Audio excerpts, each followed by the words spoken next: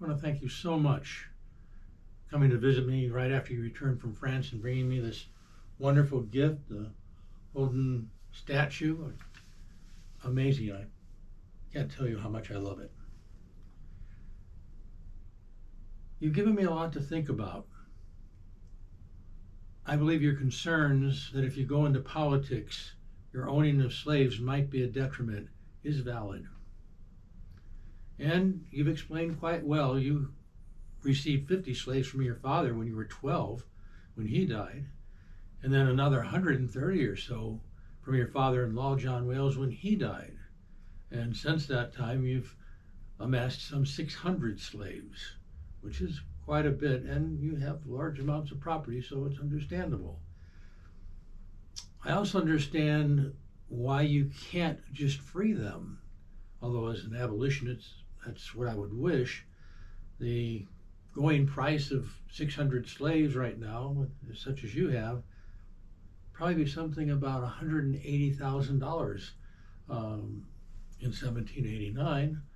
So that would be extreme. And your debtors would, in fact, call in your debts if you gave that many slaves away, gave that many slaves your freedom. They'd insist that you not free them, but rather give them to the debtors in repayment for your debts.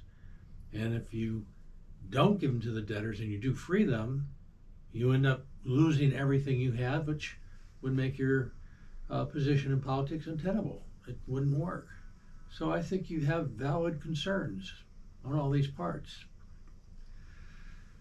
I also understand your concern about your return from Paris with young Sally Hemings, who's pregnant and 17. You explained how you're not sure whether it was one or the other of your nephews who spent a lot of time with you in Paris. And Sally has not chosen to give you any information on it, so you're better off just leaving that alone. But realize if you do go into politics, your enemies are going to use it against you and claim you're the father of the child. And there is no good answer you can give. So my recommendation to you, if they ask, don't answer anything. If you claim you're not, they'll assume you're lying and give them more ammunition. And if you don't claim you're not and you give them any other information, they'll assume you are. And your best bet is, in my opinion, to just say nothing. However, I want to address that a little bit further.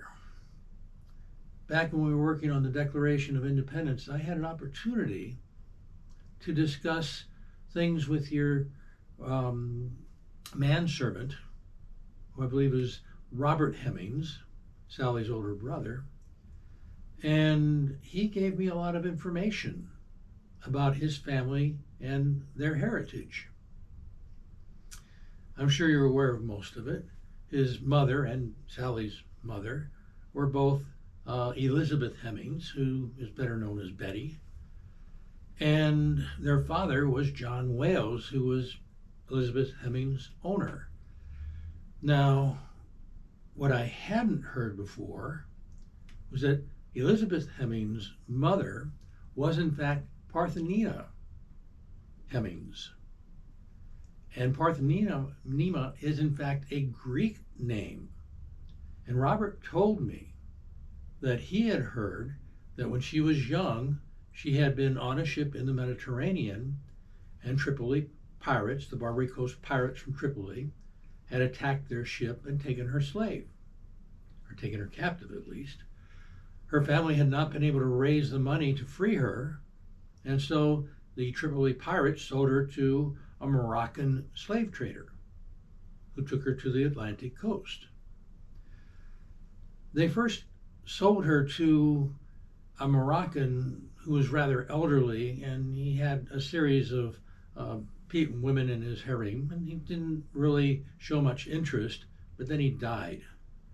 And when he died, she was sold again by slavers, this time to a European ship captain who was sailing along the Moroccan coast of the Atlantic coast of Africa, and stopped to buy some women slaves to entertain the captain and the officers on the trip down to the Ivory Coast, where they were going to take on a load of black slaves and take them up to the Caribbean sugarcane fields to work on the cane fields.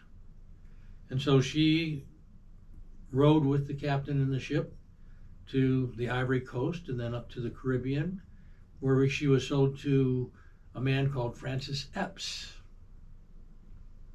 And she was his slave for a while, but he used her as a house slave, as many in the South do with their lighter skinned slaves.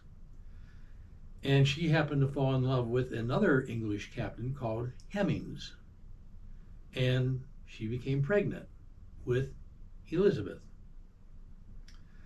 Now, Hemmings had fallen in love with her as well, and he decided he wanted to buy her, but Epps would not sell her.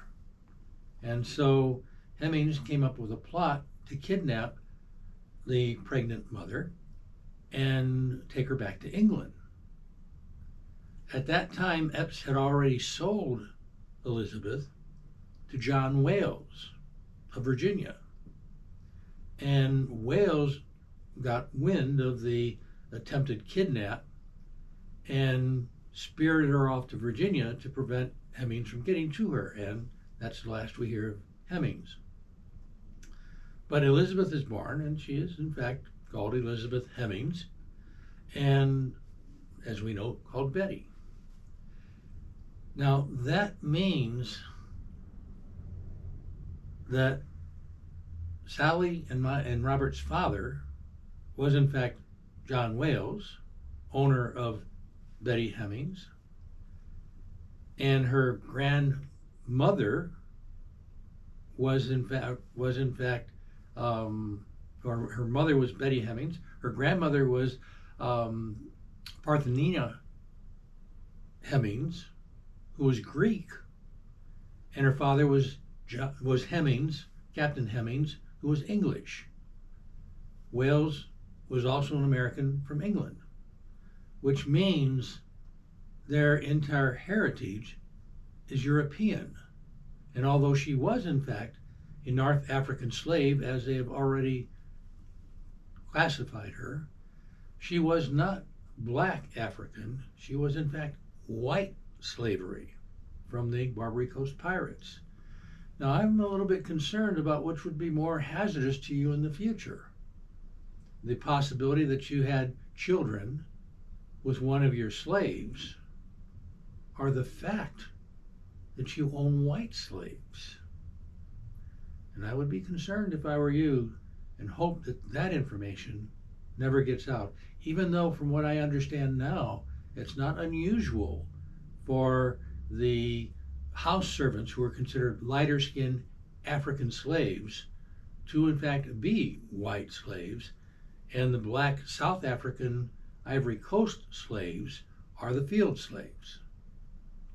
So my recommendation to you is to be very careful that that information never gets out, because there's nothing you can do at this time to make it look better in any way, shape, or form. I apologize if I've gotten any of my facts wrong. I'm getting old and I've got my gout, I've got my kidney stones, and I take opium as a painkiller. But I really do appreciate your coming here and giving me your bust, and it touches me and I appreciate it, and I wish you all the luck in the world, and I would think you would be a great politician for this young country. Thank you.